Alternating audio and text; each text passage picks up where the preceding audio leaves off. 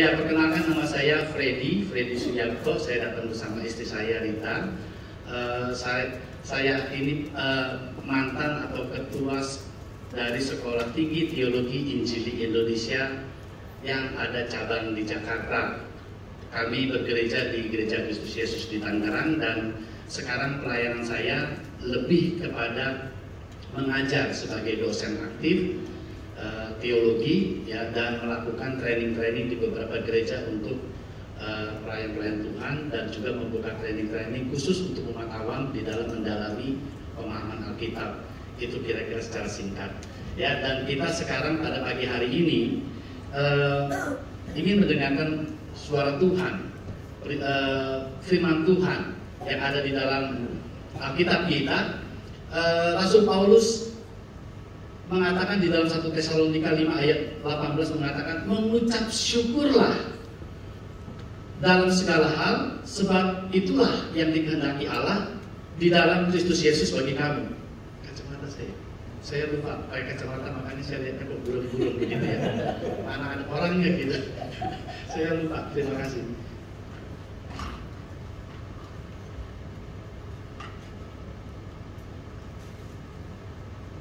Ya, Rasul Paulus mengatakan mengucap syukurlah dalam segala hal, sebab itulah yang dikehendaki Allah di dalam Kristus Yesus bagi kamu. Kita mengucap syukur bukan karena ada masalah dalam hidup kita. Kita mengucap syukur bukan karena ada COVID-19 dalam kehidupan kita, bukan karena ada masalah. Tetapi kita mengucap syukur karena kita yakin dan percaya bahwa segala sesuatu yang terjadi dalam kehidupan kita itu selalu ada di dalam kendali Allah. Kita mengucap syukur di balik setiap persoalan yang kita hadapi karena kita percaya bahwa ada rencana Allah di dalam setiap persoalan kita itu. Ada kendali Allah, rencana Allah, dan tujuan Allah sehingga masalah itu terjadi di dalam kehidupan kita. Seorang teolog senior mengatakan sesungguhnya manusia itu hanya 10% saja hidupnya itu bergantung dari kondisi dan keadaan yang terjadi, hanya 10%. Tetapi 90%-nya itu bergantung bagaimana orang ini menyikapi, meresponi masalah itu. Itu sebabnya artinya kehidupan seseorang itu sebenarnya tidak bergantung dengan apa yang terjadi di sekelilingnya, tetapi lebih bergantung bagaimana sikap dia di dalam menghadapi situasi itu, tindakan dia di dalam menghadapi masalah itu. Jadi sebagai kehidupan orang-orang percaya, kita harus tampil berbeda dengan orang-orang yang tidak percaya. Sebab orang-orang percaya bukan hanya memiliki kekuatan dari Tuhan, tapi juga kita mengharapkan pertolongan dari Tuhan. Kita masih punya pengharapan. Mudah untuk kita mengatakan bahwa Tuhan itu baik kalau nggak ada masalah, kalau kita diberkati. Mudah mengatakan bahwa Tuhan itu baik kalau kita dalam keadaan baik. Tetapi masihkah kita sanggup mengatakan bahwa Yesus itu baik, Tuhan itu baik ketika ada masalah dalam kehidupan kita? Inilah topik yang ingin saya bahas pada pagi hari ini, berkaitan dengan kehidupan orang sejati, orang-orang percaya ini, ya. Kita akan membaca dari 1 Petrus pasalnya yang kelima ayat 6 sampai 11. 1 Petrus pasal 5 ayat 6 sampai 11.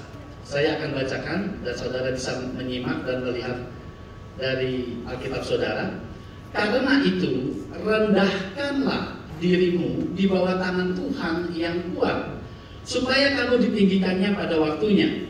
Serahkanlah segala kekhawatiranmu kepadanya, sebab Ia yang memelihara kamu. Sadarlah dan berjaga-jagalah. Lawan musuh iblis berjalan keliling sama seperti singa yang mengaum-ngaum dan mencari orang yang dapat ditelannya. Lawanlah dia dengan iman yang teguh, sebab kamu tahu bahwa semua saudaramu di seluruh dunia menanggung penderitaan yang sama. Dan Allah, sumber segala kasih karunia, yang telah memanggil kamu dalam Kristus kepada kemuliaannya yang kekal, akan melengkapi, akan meneguhkan, akan menguatkan, akan mengokohkan kamu sesudah kamu menderita sekian lamanya. Ialah yang punya kuasa sampai selama-lamanya. Amin. Bapak Ibu yang terkasih di dalam Tuhan, kita harus menyadari bahwa sesungguhnya kita ini sedang hidup di dalam dunia yang sudah jatuh ke dalam dosa. Artinya, apa yang terjadi di sekeliling kita itu tidak lagi sesuai dengan apa yang sudah Allah rencanakan. Tidak sesuai lagi dengan tatanan yang Allah sudah dirikan sejak semula. Itu sebabnya saudara akan melihat banyak persoalan masalah yang terjadi. Apakah itu bencana alam, apakah itu sakit penyakit, apakah itu COVID-19, peperangan, kehilangan rasa damai, dan lain sebagainya. Dan orang Kristen tidak pernah luput dari masalah ini. Orang Kristen pasti juga akan mengalami masalah ini. Kalau ada peperangan, semua orang akan mengalami. Seperti yang terjadi sekarang ini di Ukraina. Banyak sekali anak-anak Tuhan, banyak sekali gereja-gereja Tuhan, banyak sekali hamba-hamba Tuhan yang harus mengalami penderitaan yang begitu cepat dan mendadak. Ya, kalau harga cabai naik, tetap orang Kristen juga harus bayarnya lebih mahal. Ya, kalau bensin naik, tetap orang percaya bukannya nggak naik, tetap harus bayar juga bensin yang naik. Semua itu mempengaruhi. Itu sebabnya di dalam Roma 8 ayat 22 Paulus mengatakan bahwa kita sampai sekarang segala makhluk sama-sama mengeluh dan sama-sama sakit bersalin. Sakit bersalin ini kan kutukan di Taman Eden. Ya, jadi segala sesuatu yang apa kita lakukan menjadi sulit dan sukar. Dan kemudian dalam 2 Korintus 5 ayat 4 dia mengatakan selama masih diam di dalam kemah ini kita mengeluh oleh karena beratnya tekanan. Tetapi itu bukan alasan untuk kita kemudian menjadi tawar hati, menjadi apatis, pesimis, bahkan kehilangan semangat. Dan tidak jarang anak-anak Tuhan yang kemudian putus asa dan meninggalkan imannya. Di dalam kesempatan itulah sebenarnya masalah yang kita hadapi ini harus kita jadikan sebagai kesempatan untuk kita untuk membuktikan iman kita dan menjadikan sebagai satu kesempatan untuk kita merendahkan diri, menunjukkan ketaatan dan kesetiaan kita kepada Allah dan merasakan kuasa dan kasih penyertaan Allah. Kalau kita melihat di dalam ayat-ayat tadi, sebenarnya ayat-ayat 1 Petrus ini itu ditulis kepada orang-orang Kristen yang ada dalam diaspora, yang ada dalam perantauan. Saudara bisa baca di dalam pasal 1 ayat 1-nya dikatakan dari Petrus, Rasul Yesus Kristus kepada orang-orang pendatang yang tersebar di Pontus, Galatia, Kapadokia, Asia Kecil, dan Bitinia. Orang-orang ini merantau bukan karena mereka ingin mencari kehidupan yang lebih baik, tetapi mereka pergi merantau karena terpaksa. Waktu itu orang-orang percaya dan orang-orang beriman harus menderita karena penderitaan. Pada waktu itu Kaisar Nero menuduh orang-orang Kristen membakar kota Roma. Dan kaisar selanjutnya juga ingin menghapuskan kekristenan dari dunia mereka. Itu sebabnya orang-orang Kristen pada waktu itu jangankan untuk berbisnis, jangankan untuk hidup. Setiap hari mereka terancam jiwanya. Setiap hari mereka ditangkap, ya ada yang ditangkap, ada yang disiksa bahkan dibunuh. Kepada orang-orang seperti ini, Paulus menulis. Dan di situ Petrus menuliskan, memberikan petunjuk-petunjuk bagaimana cara orang Kristen hidup di dalam menghadapi masalah yang besar itu. Dan ayat yang tadi kita baca, itu kesimpulannya, itu rangkumannya, ya dari apa yang sudah Petrus sebutkan. Dan di sini sebenarnya ada 2 perintah dan 1 pernyataan iman yang disampaikan oleh Petrus kepada mereka sebagai kesimpulannya. Yang pertama, perintah yang pertama adalah karena itu rendahkanlah dirimu di bawah tangan Tuhan yang kuat supaya kamu ditinggikan pada waktunya. Ini perintah yang pertama. Kalau orang-orang Kristen menghadapi masalah, yang pertama adalah perintahnya rendahkanlah dirimu. Tetapi kalau saudara melihat di dalam teks aslinya, di dalam tata gramatikanya, ini bukan perintah yang biasa, tapi menggunakan tata gramatika perintah yang pasif. Tidak ada mungkin dalam tata bahasa Indonesia kalau mau diterjemahkan paksa seperti ini, hendaklah dirimu direndahkannya, seperti itu. Ya, hendaklah dirimu direndahkannya. Kenapa? Karena bicara merendahkan diri ini artinya karena sebagai akibat adanya kondisi keadaan sesuatu yang terjadi dalam kehidupannya. Atau dengan kata lain, merendahkan diri sebagai respon karena ada satu tindakan di luar dirinya. Tindakan ini yang terjadi di luar dirinya karena di balik persoalan itu ada intervensi Allah, ada ikut campur Allah yang digambarkan di sini di bawah tangan Tuhan yang kuat. Rendahkanlah dirimu karena ada tangan Tuhan yang kuat di balik persoalan ini. Istilah tangan Tuhan yang kuat ini pertama kali muncul di dalam Alkitab. Itu digunakan oleh Musa menulis surat ini ketika Musa membawa umat Israel keluar dari Mesir, dari perbudakan Mesir. Di situ Allah mengatakan, dengan tangan yang kuatlah aku membawa umatku keluar dari Mesir. Umat Israel ini menjadi budak selama 400 tahun, saudara. Bukan karena mereka berdosa, bukan karena mereka melakukan pelanggaran, tapi karena ada rencana Tuhan di sana. Ketika Allah berbicara kepada Abraham, Abraham, aku akan membuat namamu masyhur, aku akan menjadikan engkau bangsa yang besar, dan olehmu semua bangsa akan diberkati. Tapi apa yang terjadi? Abraham sudah tua, Sarah mandul. Itu sebabnya Abraham bertanya kepada Allah, bagaimana mungkin aku bisa menerima janji-janji ini? Aku sudah tua dan Sarah mandul. Allah tidak menjawab macam-macam. Dia hanya menjawab begini, keturunanmu akan menjadi budak selama 400 tahun. Bangsa Israel menjadi budak selama 400 tahun, 4 keturunan. Karena rencana Allah ada di dalam itu. Jadi siapa di sini saudara yang berdoa sudah 10 tahun gak dijawab-jawab? Jangan protes. Atau mungkin yang ada berdoa sudah 50 tahun gak dijawab-jawab, jangan protes ya, jangan protes. Tunggu 400 tahun baru saudara protes. Bangsa Israel 400 tahun dibentuk oleh Tuhan menjadi budak tanpa ada suara Tuhan, tanpa ada pertolongan Tuhan. Tapi karena ada rencana Tuhan selama 400 tahun, waktunya genap, maka dia memanggil Musa untuk membawa keluar dan dia menyatakan kuasanya. Jadi di sini tangan Tuhan yang kuat sebenarnya bicara di balik setiap persoalan kita ada intervensi Allah. Itu sebabnya ketika diminta untuk merendahkan diri, ini berbicara sikap kerelaan kita, penyerahan diri di dalam pembentukan Tuhan.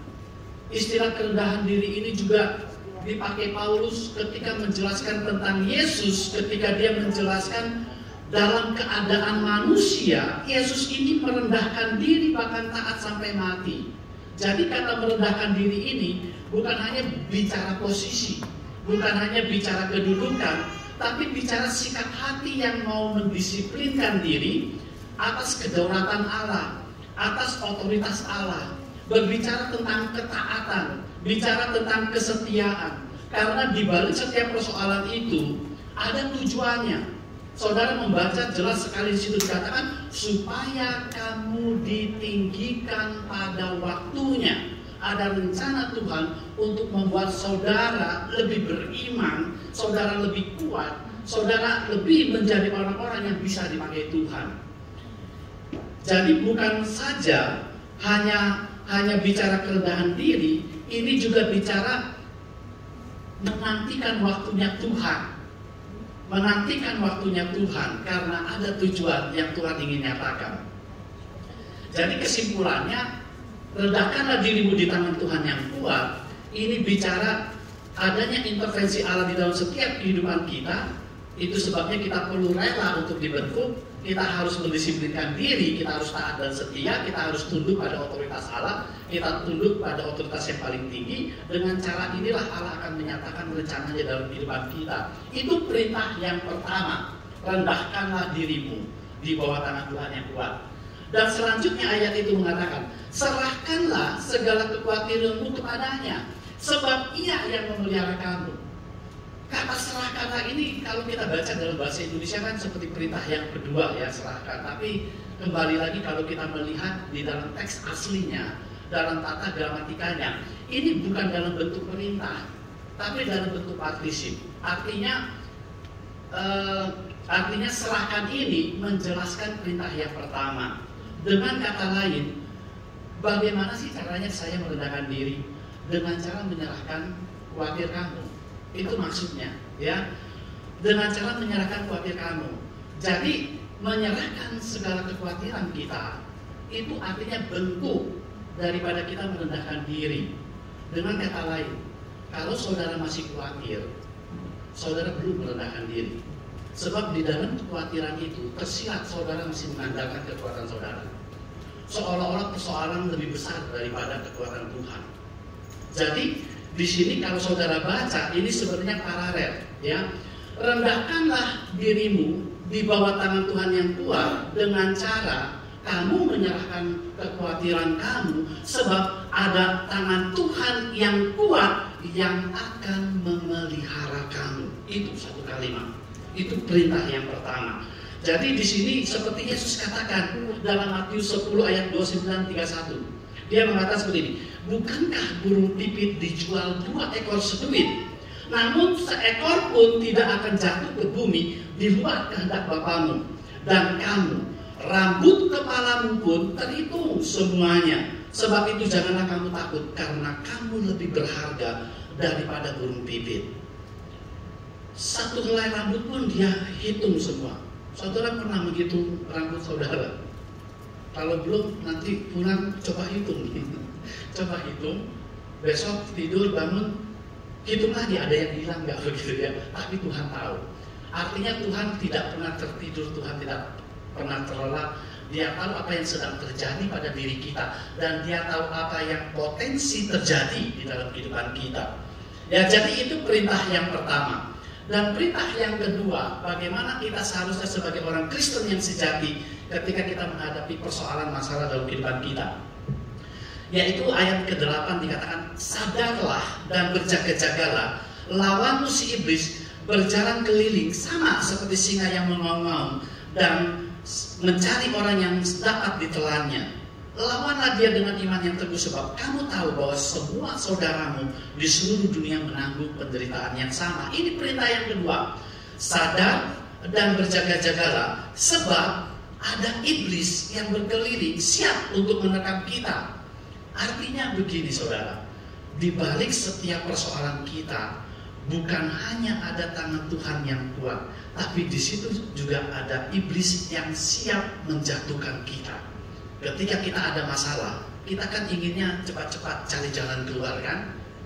Kita mengharapkan segala cara, ya. Dan iblis akan memanfaatkan itu, mencari kelemahan kita supaya kita jatuh di dalam permasalahan-persoalan yang kita hadapi itu. Jadi ada iblis di balik setiap persoalan kita yang siap menjatuhkan kita. Itu sebabnya Petrus mengatakan, kamu harus sadar dan kamu harus berjaga-jaga. Apa maksudnya sadar berjaga-jaga? Kalau saya menerjemahkannya seperti ini, dengar firman Tuhan, mengerti firman Tuhan, dan lakukan firman Tuhan, sekalipun masalah itu terjadi dalam kehidupan saudara. Karena kata sadar di sini menggunakan istilah lawan kata dari mabuk. Orang kan kalau mabuk itu tidak bisa mengendalikan pikirannya. Orang kalau mabuk itu, saudara pernah mabuk nggak? Soalnya saya pernah mabuk saudara, waktu masih kuliah di Amerika. Wah itu ya. Tapi saya orang baik yang mabuk ya. Maksudnya mabuknya bukan mabuk-mabukan, sekali-kali sama teman-teman ada pesta, minum-minum jadi mabuk. Wah itu nggak bisa terkendali kita ya. Jadi di sini gambaran sadar ini sama lawan kata dari mabuk, artinya sebenarnya bicara tentang bagaimana kita bisa mengendalikan pikiran kita, bagaimana kita berpikir secara logika, ya, bagaimana kita bisa dapat pengetahuan yang benar. Ini bicara tentang bagaimana kita belajar firman Tuhan sebagai petunjuk kita. Itu sebabnya Yesus ketika berbicara tentang perumpamaan benih yang ditabur, dia mengatakan ada 4 benih, ya, tetapi hanya 1 benih, saudara, yang berhasil tumbuh dan berbuah banyak. Dikatakan Yesus, benih yang jatuh di tanah yang baik, dia adalah orang-orang yang mendengar firman Tuhan dan mengerti firman Tuhan, maka dia bertumbuh 30, 60, 100. Jadi kuncinya di sini mendengar dan mengerti. Yesus juga menggunakan perumpamaan orang-orang yang membangun rumah di atas dasar. Ada yang membangun di pasir dan membangunnya di atas batu. Yesus berkata, kepada siapa? Kepada siapa orang yang dia ingin samakan ini? Yaitu orang-orang yang mendengar firman Tuhan, yang mengerti firman Tuhan dan melakukan firman Tuhan. Dia akan disamakan dengan orang yang membangun rumah di atas batu karang yang teguh. Ketika ada badai datang, maka rumahnya akan kokoh. Jadi sekali lagi itu bicara bagaimana kita bisa mengendalikan pikiran kita untuk kita mengerti firman Tuhan, perintah Tuhan, untuk kita lakukan di dalam persoalan kita. Itu kuncinya. Itu sebabnya Paulus mengatakan dalam Roma 12 ayat 2, mengatakan, jangan kamu menjadi serupa seperti dunia ini, tetapi berubahlah melalui pembaharuan budimu, cara berpikir kamu, supaya kamu tahu apa itu kehendak Allah dan kamu bisa melakukannya sebagai persembahan yang kudus dan berkenan kepada Allah. Bahkan di dalam Yakobus berbicara hal yang sama. Kalau saudara baca dalam Yakobus pasal 1 ayat 2, dia mengatakan begini, saudara-saudaraku, anggaplah sebagai satu kebahagiaan apabila engkau jatuh ke dalam berbagai-bagai pencobaan. Anggaplah, kata anggaplah ini sebenarnya artinya terjadi proses intelektual. Bagaimana kita bisa mengarahkan pikiran kita? Ya, bagaimana kita bisa mengendalikan pikiran kita sebagai satu kebahagiaan? Karena di balik persoalan itu Allah ingin menguji iman kita, memurnikan iman kita, sehingga pada saatnya kita akan memberi buah yang banyak. Jadi di sini berbicara bagaimana kita mau mendengar dan mengerti firman Tuhan. Lawanlah iblis dengan iman yang teguh. Iman timbul dari pendengaran firman Tuhan lagi.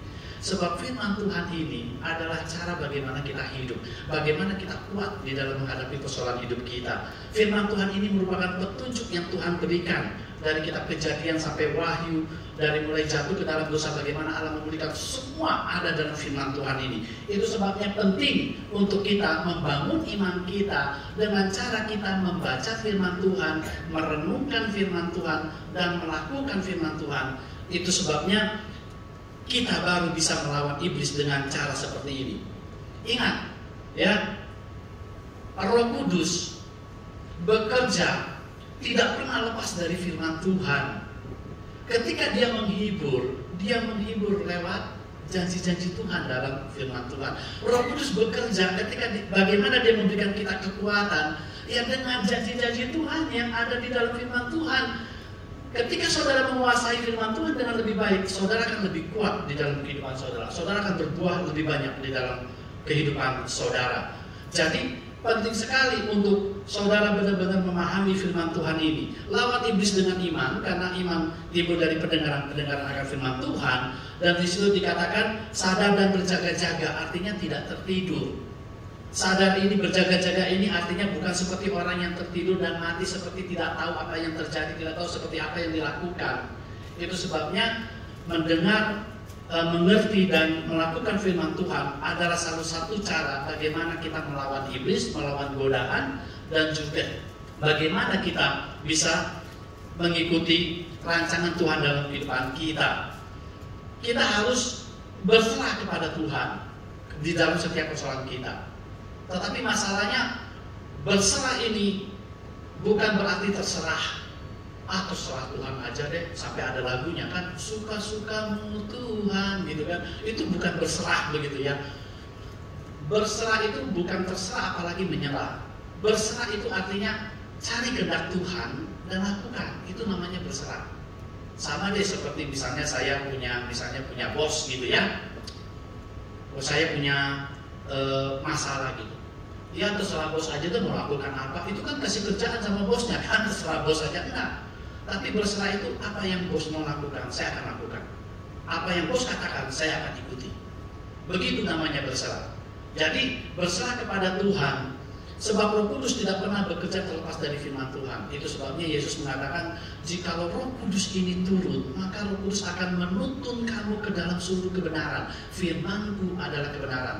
Jikalau Roh Kudus ini turun, maka Roh Kudus ini akan mengajarkan kamu apa yang aku ajarkan dan mengingatkan kamu apa yang aku katakan. Jikalau Roh Kudus ini turun, maka Roh Kudus akan memberi engkau kuasa untuk menjadi saksiku di Yudea, Yerusalem, Samaria, dan seluruh dunia. Roh Kudus memberi kuasa lewat kebenaran firman Tuhan ini. Itulah saudara dua perintah yang kita bisa ambil di dalam ayat-ayat tadi. Dan yang terakhir adalah pernyataan iman. Dan Allah, sumber segala karunia yang telah memanggil kamu di dalam Kristus.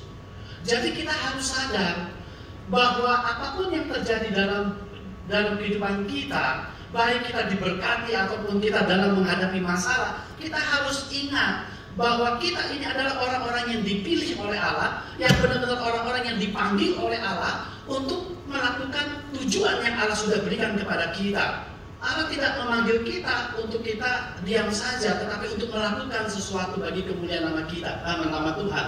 Dan kita akan menerima mahkota dan pahala. Jadi di sini dikatakan yang telah memanggil kamu. Penting, sebab kita harus sadar bahwa kita ini umat panggilan. Kita ini orang-orang pilihan. Tidak mudah loh menjadi orang Kristen. Betul nggak saudara? Nggak mudah loh jadi orang Kristen loh. Dulu waktu saya masih berbisnis sebelum saya melayani Tuhan full time, ada anak buah saya berkata seperti ini, Ko Freddy, dia punya keyakinan yang lain. Ko Freddy, enak amat ya jadi Kristen ya. Saya bilang, emang enak. Kalau enak kenapa kamu gak mau jadi orang Kristen? Gampang amat, cuma percaya Yesus masuk surga. Saya bilang, siapa bilang gampang? Kalau gampang, kamu sudah percaya. Kalau gampang, semua orang di Jakarta ini menjadi Kristen. Kalau gampang, semua orang dunia ini akan percaya kepada Yesus. Enggak gampang. Saudara bisa bayangkan, bangsa Israel dipanggil oleh Tuhan, dipilih oleh Tuhan untuk menjadi berkat bagi bangsa-bangsa. Mulai dibawa keluar dari Mesir, Allah melakukan mujizat demi mujizat dengan 10 tulah, sehingga Firaun membebaskan mereka dari budak untuk menjadi bangsa yang besar. Tapi apakah mereka percaya dan setia? Tidak. Ketika mereka keluar, mereka dikejar oleh Firaun dengan tentara-tentaranya yang kuat pada waktu itu. Kalau sekarang mungkin Uni Soviet atau Amerika dengan peluru nuklirnya dikejar, saudara. Firaun sendiri yang mengejar. Mereka sudah mulai ketakutan dan mereka mulai marah-marah oleh Musa. Dia mengatakan, lebih baik apa engkau membawa kami keluar dari Mesir ini supaya kami mati di padang gurun. Kemudian Tuhan melakukan mujizat lewat Musa, membelah laut Teberau. Kemudian mereka menyeberang sampai tentara Firaun dibenamkan di dalam laut itu. Tapi apakah mereka tetap setia? Tidak. Mereka tetap mengeluh, mereka tetap protes, mereka tetap marah-marah, mereka kelaparan. Tuhan turunkan mana dari sorga supaya mereka bisa makan. Apa mereka setia? Tidak. Mereka tetap mengeluh. Mujizat demi mujizat demi mujizat dilakukan, tidak menjamin bahwa umat Tuhan itu akan tetap setia dan tetap percaya. Mereka kehausan, Allah mengeluarkan air dari batu, mereka setia percaya? Tidak. Dan akhirnya juga diturunkan burung puyuh, mereka tetap tidak percaya. Sampai akhirnya Tuhan mengaruniakan ketentraman, kenyamanan, kedamaian, kemakmuran. Raja Daud dan Raja Salomo, mereka hidup makmur, mereka setia sama Tuhan. Justru mereka menyembah berhala, justru mereka meninggalkan Tuhan. Itu sebabnya Tuhan menghancurkan mereka dan mengirim mereka jadi budak di Babel selama 70 tahun. Alkitab sudah melihat bahwa apapun yang sudah Tuhan lakukan itu tidak bisa membuat manusia percaya dan setia kepada Dia. Yesus diutus karena Tuhan punya rencana yang baru. Lewat perbuatan kamu tidak mungkin berkenan kepada Allah. Lewat usahamu tidak mungkin kamu bisa berkenan kepada Allah. Hanya lewat iman kepada karya Kristus di kayu salib engkau dibenarkan hanya karena iman. engkau percaya, maka engkau diselamatkan. Yesus berbicara bahwa dialah, akulah terang, akulah gembala yang baik, akulah pokok anggur. Semua perkataan-perkataan ini untuk menunjukkan bahwa Yesus itu adalah Allah. Dan dia lakukan itu dengan melakukan banyak mujizat-mujizat. Air diubah menjadi anggur. Sama seperti Allah memerintahkan Musa mengubah air menjadi darah. Kemudian Yesus menyembuhkan anak perwira dari jarak jauh. Hanya Allah yang bisa melakukan itu. Kemudian dia mencerihkan mata yang buta. Hanya Allah yang bisa melakukan itu. Orang lumpuh berjalan, hanya Allah yang bisa melakukan itu. Kemudian dia memberi makan 5 roti dan 2 ikan. Sama seperti Allah memberi mana dari surga kepada bangsa Israel. Dia bukan hanya lebih hebat daripada Musa, tetapi Yesus juga adalah Allah yang memberikan makan kepada bangsa Israel. Tapi apakah mereka percaya? Ketika Yesus meredakan badai, sama seperti Allah mengendalikan angin untuk membelah laut Teberau. Siapakah orang ini sehingga angin dan laut pun tunduk kepadanya? Apakah orang-orang Yahudi percaya? Sampai Yesus membangkitkan Lazarus, hanya Allah yang bisa membangkitkan orang mati. Apakah mereka percaya? Tidak, mereka menyalibkan. Enggak mudah loh jadi orang Kristen. Kalau bukan anugerah Tuhan, kalau bukan karunia Tuhan, kita tidak mungkin bisa percaya. Kalau bukan umat pilihan. Itu sebabnya Allah memilih kita. Ini yang kita menjadi orang yang spesial di hadapan Allah. Itu sebabnya ketika ada masalah yang terjadi, kita harus sadar bahwa ini adalah umat pilihan. Ada tujuan Allah, ada maksud Allah di dalam setiap persoalan itu. Itu sebabnya dikatakan kita ini adalah umat panggilan, kamu dalam Kristus kepada kemuliaannya yang kekal, dan Dia akan melengkapi apa yang kurang dari kita. Dia akan meneguhkan, artinya memberikan kemampuan untuk kita bertahan. Dia akan memberikan kita kekuatan, kesanggupan untuk mengatasi persoalan dan mengokohkan, memberikan fondasi yang kuat. Semua ini dilakukan kalau kita bisa mengerti maksud dan kehendak Allah dan kita lakukan itu. Semua petunjuknya ada di sini. Itu sebabnya di sini dikatakan Allah sendiri yang akan melengkapi, meneguhkan, menguatkan, mengokohkan lewat kebenaran firman Tuhan ini. Begitu pentingnya buku petunjuk ini untuk kita. Kita benar-benar perlu pahami bagaimana cara Allah bekerja, bagaimana cara Allah membimbing, menuntut, memelihara, ya, dan sama seperti di dalam Mazmur 121 dia mengatakan kekuatan Allah yang menciptakan langit dan bumi itu akan menuntun langkah-langkah kita. Kekuatan ini akan digunakan Allah untuk melindungi kita dan untuk memelihara kita. Itu adalah yang ketiga, pernyataan iman. Jadi sebagai kesimpulannya saudara, yang pertama, kita harus sadar bahwa manusia, terutama orang kehidupan, entah itu masalah kesehatan, entah itu masalah ekonomi, entah itu masalah keluarga atau masalah yang lainnya.